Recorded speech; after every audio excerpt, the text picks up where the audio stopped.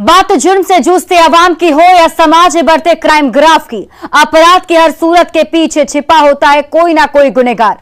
नमस्कार, मैं हूं आपके साथ शिप्रा झा। तफ्तीश की राह में आने वाली हर कड़ी सुराग बनकर पहुंचाती है गुनहगारों को सलाखों के पीछे। तो आप बने रहिए हमारे साथ, क्योंकि हर जुर्म के खिलाफ हमारी तफ्तीश लगातार जारी है।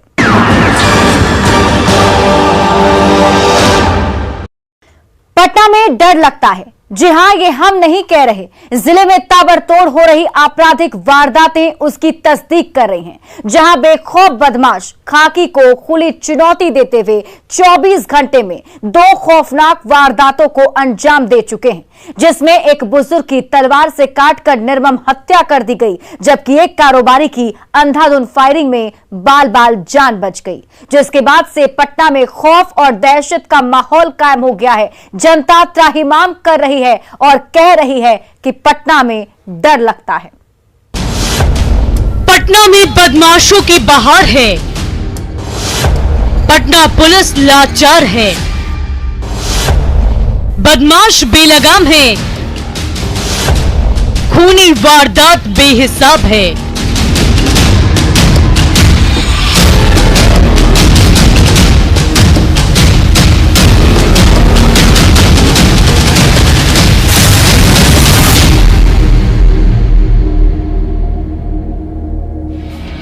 खूनी वारदात की ये तारीख है और ये वारदात पटना पुलिस की क्राइम डायरी दर्ज है, लेकिन ये कागज के पन्नों तक ही सिमट कर रह गया।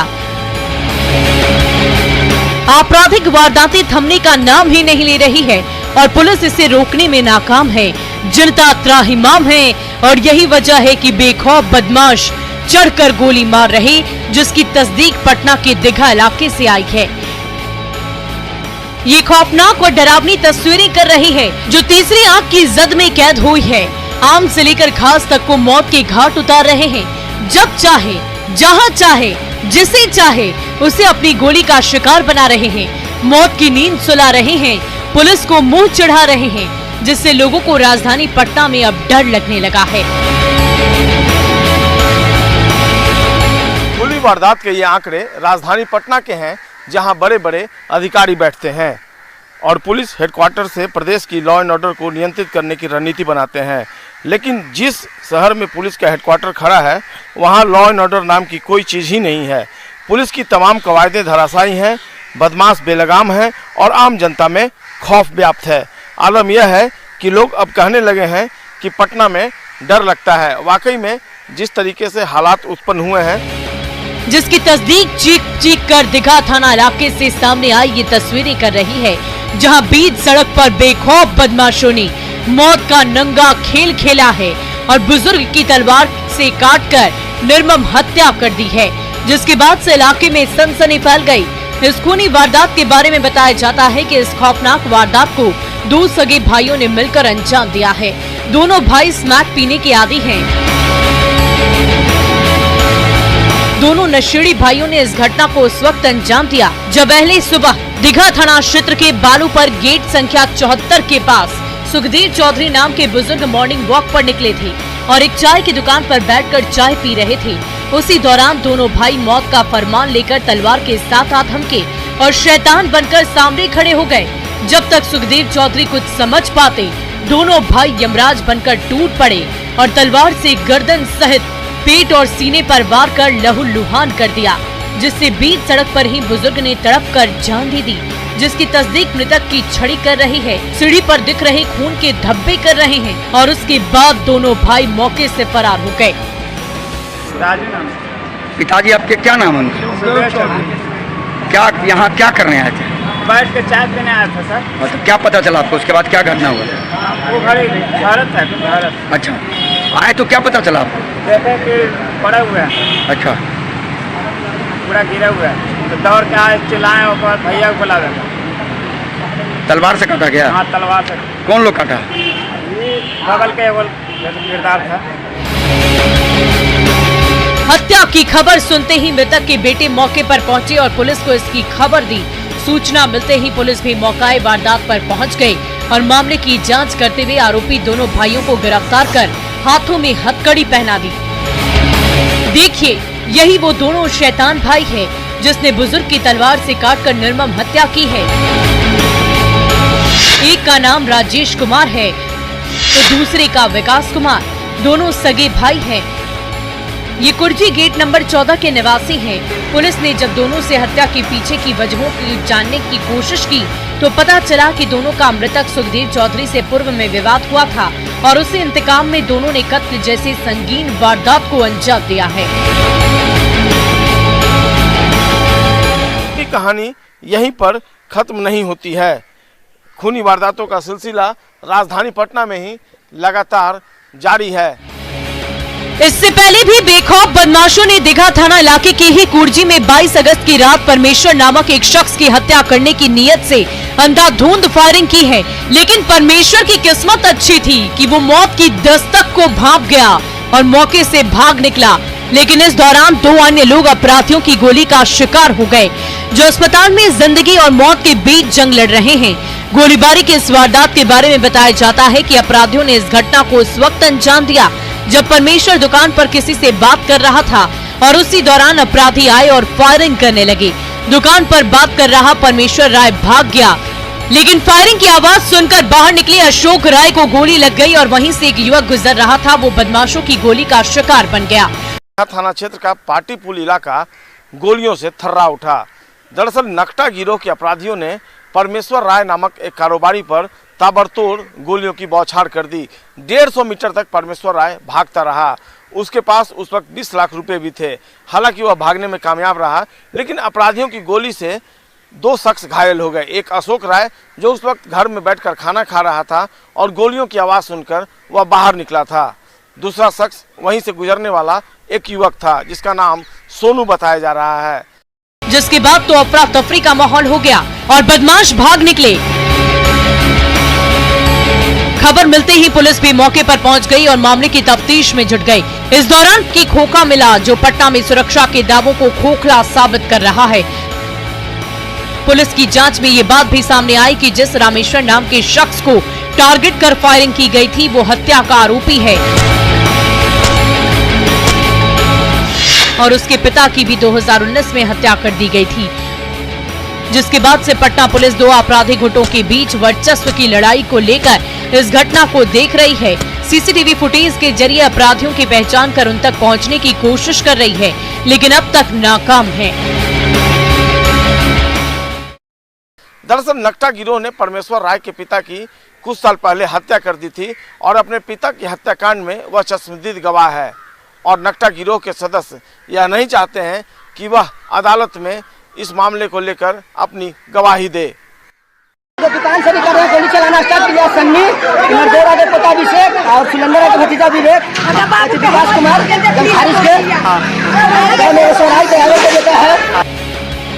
पिछले एक हफ्ते के आपराधिक वारदातों पर अगर नजर डालें तो 22 अगस्त 2022 दीघा में अपराधियों ने की अंधाधुंध फायरिंग। 22 अगस्त 2022 बिहटा में गुमशुदा युवक शुभम किशोर की हत्या। 21 अगस्त 2022 पटना के गौरी चक में युवक सन्नी की हत्या। 16 अगस्त 2022 दानापुर में डॉक्टर की गोली मारकर हत्या। 17 अगस्त 2022 दानापुर में कथक प्रेमी ने प्रेमिका के सिर में मार दी गोली। 17 अगस्त 2022 पटना के कंकड़बाग में फौजी की गोली मारकर हत्या। बुजुर्ग सुखदेव चौधरी हत्याकांड के दोनों आरोपियों को पुलिस ने जनता के सहयोग से तो गिरफ्तार कर लिया, लेकिन बाकी के वारदातों का क्या, जिसमें अंजाम देने के बाद भी अपराधी बेखौफ बेलगाम घूम रहे हैं। पुलिस उन्हें अब तक गिरफ्तार नहीं कर पाई है और सवाल यही उठता है कि आखिरकार पुलिस उन्हें कब तक गिरफ्तार करेगी और ये अपराधी कब तक जेल की सलाखों में जाएंगे, या वो ऐसे ही बेखौफ घूमते रहेंगे। अगर यही सिलसिला चलता रहा, खून खराबा होता रहा, तो पटना पुलिस को जवाब देना भारी पड़ेगा। लेकिन सवाल ये है कि जहां से लॉ एंड ऑर्डर को बनाए रखने की नई नई रणनीति बनाई जाती है, उसी चिराग तले अंधेरा आखिर क्यों है? न्यूज़ 18 के लिए पटना से संजय कुमार के साथ ब्यूरो रिपोर्ट।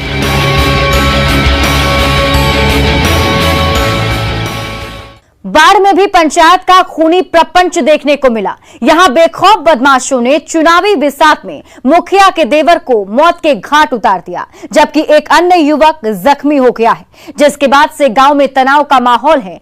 खुद कानून मंत्री ने मौके पर पहुंचकर परिवार से मुलाकात की और आरोपियों की जल्द गिरफ्तारी की बात कही। इसी से आप अंदाजा लगा सकते हैं कि मामला कितना हाई प्रोफाइल है, लेकिन पंचायत के खूनी प्रपंच के पीछे की पटकथा क्या है, इस रिपोर्ट में देखिए। चुनावी रंजिश में मौत की बिसात, मुखिया के देवर को उतारा मौत के घाट, एक बार फिर पंचायत हुआ लहूलुहान।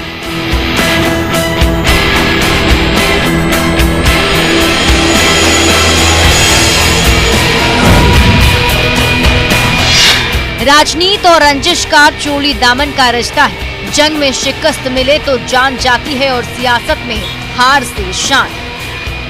यहाँ भी सियासत में खुद को स्थापित करने की चाहत लेकर गांव की राजनीति में उतरा शख्स हार से बौखला गया और अपने राजनीतिक प्रतिद्वंदी को मौत के घाट उतार दिया। ऐसा मृतक के परिजनों का आरोप है, जिसकी तस्दीक घर के बाहर सफेद कफन में लिपटी ये लाश कर रही है, जो बाढ़ अनुमंडल के मोकामा टाल क्षेत्र की अजगरा बकवा पंचायत की मुखिया रीना देवी के देवर कमलेश सिंह, जिसके बाद से इलाके में तनाव का माहौल कायम हो गया है। घर में मातमी सन्नाटा पसरा हुआ है और गूंज राजधानी पटना तक सुनाई दी है, जिसकी तस्दीक ये तस्वीरें कर रही हैं। बाढ़ अनुमंडल में अपराधियों का मनोबल दिन ब दिन बढ़ते जा रहा है। बीती रात समयागढ़ ओपी के अंतर्गत अजगरा बकावा के मुखिया के देवर की गोली मारकर हत्या कर दी गई। अपराधियों ने एक के बाद एक तबातोड़ 6 गोलियां मारी और साथ में उनके सहयोगी भी गंभीर रूप से घायल हुए हैं, जिन्हें पटना रेफर किया गया है। वजह सिर्फ चुनाव है, बाकी मेरा कोई दुश्मन तो नहीं है था, ना ही किसी से मुझको जानकार भय था, नहीं कोई बात था, लेकिन मुखियागिरी ही मेन वजह है। दिल को दहला देने वाली इस खौफनाक वारदात को मुखिया चुनाव की रंजिश से जोड़कर देखा जा रहा है। आरोप है कि मुखिया चुनाव में एक दबंग अपराधी ने रीना देवी को चुनाव लड़ने से मना किया था, तब मुखिया पति कुंदन सिंह ने चुनाव मैदान से हटने से इनकार कर दिया। इसी चुनावी खुन्नस में मुखिया के देवर को बेखौफ बदमाशों ने अपनी चुनावी बिसात मजबूत करने के लिए गोलियों से छलनी कर दिया, जिसमें कमलेश सिंह की मौत हो गई, जबकि एक अन्य युवक जख्मी है, जिसे इलाज के लिए पटना रेफर किया गया है। देखिए, धमकी एक मेरा गांव का भी प्रतिद्वंदी है, जिनसे हम 4 बार लगातार चुनाव लड़े, पैक्स और मुखिया, हर बार उनका भी मान लिया जाए ध्यान था कि इसको किसी तरह हटा देना है। एक रंजन सिंह है बकमा के, वो भी चुनाव लड़ा था, उसका कहना था कि फिर मध्यावधि चुनाव हो जाएगा। ये दोनों का ही साजिश है। और कोई वजह हो सकती है क्या? नहीं, और तो कोई वजह हमारे समझ से नहीं है। ऐसे में सवाल ये है कि कमलेश का कातिल कौन? क्या कमलेश सिंह की हत्या चुनावी रंजिश में हुई है? अगर हाँ, तो हत्या की साजिश किसने रची? पंचायत में खूनी प्रपंच का मास्टरमाइंड कौन है? क्या पुलिस पीड़ित पक्ष के आरोपों की जांच करेगी? ये वो तमाम सवाल हैं जिसके जवाब में कातिल का नाम और रंजिश दोनों छिपा है, जिसकी तलाश पुलिस कर रही है। लेकिन अफसोस कि अब तक पुलिस के हाथ खाली हैं और कातिल बेखौफ घूम रहे हैं। परिवार में चीख पुकार और चित्कार की आवाजें गूंज रही हैं, जिसकी चित्कार ने प्रदेश के कानून मंत्री को भी दरवाजे पर आने को मजबूर कर दिया है। इसी से आप अंदाजा लगा सकते हैं कि ये मामला कितना हाई प्रोफाइल है, क्योंकि पटना में हत्या की ताबड़तोड़ वारदातें हो रही हैं, लेकिन कानून मंत्री ने किसी का हाल तक नहीं पूछा। इस मामले में पीड़ित परिवार से मिलकर दुख की घड़ी में ढांढस बंधाया और स्पीडी ट्रायल चलाकर आरोपियों को सजा दिलवाने की बात कही। साथ में पूर्व विधायक अनंत सिंह की पत्नी नीलम देवी भी थी। रहेगा, जो भी इसमें लोग होंगे वो बक्से नहीं जाएंगे, इनका हम लोग प्रयास करेंगे, तो अधिकारी से बात करके स्पीडी ट्रायल करवा करके इन लोगों को सजा दिलवाएंगे जो भी होंगे। तो पुलिस की लापरवाही तो बता रहे हैं लोग, तो वो भी बक्से नहीं जाएंगे, उनके ऊपर भी मतलब होगा। वो तक 1 घंटा पहले खबर किया गया, उसके बाद तो जाने को लेट किया है। सुन लिया आपने, प्रदेश के कानून मंत्री साफ कह रहे हैं कि अपराधी बख्शे नहीं जाएंगे, लापरवाह पुलिस पर कार्रवाई होगी। लेकिन सवाल है कि उन बाकी के वारदातों का क्या, जिसे पिछले 4 दिनों में बेखौफ अपराधियों ने बाढ़ के इलाके में अंजाम दिया है। अपराधी का मनोबल इतना बढ़ा हुआ कि 20 अगस्त को एनटीपीसी में, जो काफी संवेदनशील इलाका माना जा रहा है, अपराधी उसमें घुसकर एक निजी गार्ड को गोली मारकर घायल कर दिया। साथ ही अकबरपुर में एक रविदास की गोली मारकर हत्या हो गई। 4 दिन में 2 हत्या और 2 घायल की घटना से बाढ़ सहमा हुआ है। हालांकि एसपी अरविंद प्रताप सिंह हर मामले में कहते हैं कि पुलिस अपनी कार्रवाई कर रही है और जल्द से जल्द अपराधियों की गिरफ्तारी होगी। गिरफ्तारी कब होगी किसी को पता नहीं। पुलिस इन मामलों की गुत्थी अभी सुलझा भी नहीं पाई थी कि बेखौफ बदमाशों ने चुनावी रंजिश में मुखिया रीना देवी के देवर को मौत के घाट उतार दिया। ऐसे में पुलिस के क्राइम डायरी में एक और कांड दर्ज हो गया है। अब देखने वाली बात यह है कि पुलिस कब तक पंचायत के खूनी प्रपंच की गुत्थी को सुलझाती है और कमलेश के कातिलों को जेल के सलाखों तक पहुंचाती है। न्यूज़ 18 के लिए बाढ़ से अनिरुद्ध कुमार के साथ ब्यूरो रिपोर्ट। अब वक्त हो चला एक छोटे से ब्रेक का, लेकिन ब्रेक के बाद आपको दिखाएंगे आग अंजाम इश्क।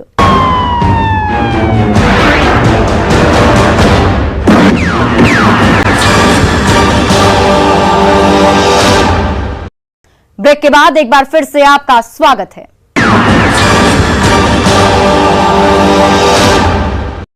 दुमका में एक दिलजले आशिक ने ब्रेकअप के बाद ऐसा डेंजर गेम खेला है कि माशूका अंजामे इश्क की आग में जल गई और बर्न वार्ड में जिंदगी और मौत के बीच सांसें गिन रही है। सरफिरा आशिक जेल की सलाखों में पहुंच गया है। ये रिपोर्ट देखिए। ब्रेकअप के बाद दिल जला बना आशिक, माशूका को पेट्रोल डालकर जलाया, बर्न वार्ड में लड़ रही जिंदगी की जंग।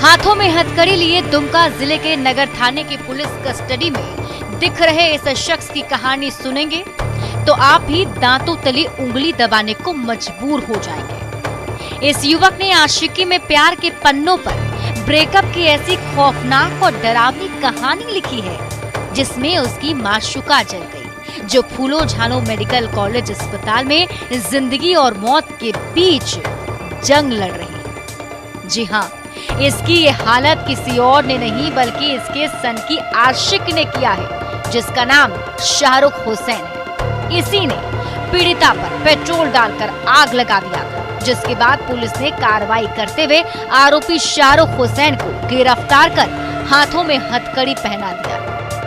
मेरी बहन को बोला कि वो मेरी बहन के साथ गलत काम करना चाहता था, तो वही मेरी बहन गलत मना कर दी, तो उसके साथ ऐसा किया। उसको धमकी दिया कि हाँ अगर तुम मेरे साथ नहीं करेगी कुछ तो हम तुमको मार देंगे। क्या शादी का हाँ बोला कि हम तेरे साथ शादी करेंगे, ऐसा कुछ बोला था। उसको बुला रहा था मिलने के लिए, तो मेरी बहन नहीं गई, तो वही उसको बोला कि तुम अगर नहीं जाएगी तो तुमको मारने का धमकी दिया। उसके बाद क्या घटना हुआ? उसके बाद फिर मेरी बहन रात में धमकी दिया, उसके बाद फिर सो गई। उसके बाद खिड़की से आके पेट्रोल छीट के आग लगा के मार दिया उसको, मतलब पूरा जल गया पूरा। दिल को दहला देने वाली इस वारदात के बारे में बताया जाता है कि नगर थाना क्षेत्र के जरुआडीह मोहल्ले वाली 12वीं की छात्रा का वहीं के शाहरुख हुसैन नाम के एक युवक से पिछले 8 महीने से प्रेम प्रसंग चल रहा था। इसी बीच दोनों में किसी बात को लेकर झगड़ा हुआ और बातचीत बंद। लड़की ने लड़के से बात करना बंद कर दिया। कुछ दिनों तक लड़का शांत रहा, लेकिन उसके बाद लड़की को कॉल करके परेशान करने लगा, उससे मिलने की जिद करने लगा। जब लड़की ने इनकार कर दिया तो उसने जान से मारने की धमकी दी और रात में उस वक्त अपनी माशूका पर पेट्रोल डालकर आग लगा दिया जब वो सो रही थी, और उसके बाद वो फरार हो गया। छिड़क करके माचिस वो जब उठी तो उसके बदन में आग लगा हुआ था पर्दा में खिड़की के पास। वो खिड़की के पास देखी तो देखी कि शाहरुख नाम का एक लड़का है, और जो उसको बाद में हम लोग अरेस्ट किया। फिलहाल पुलिस आरोपी आशिक को गिरफ्तार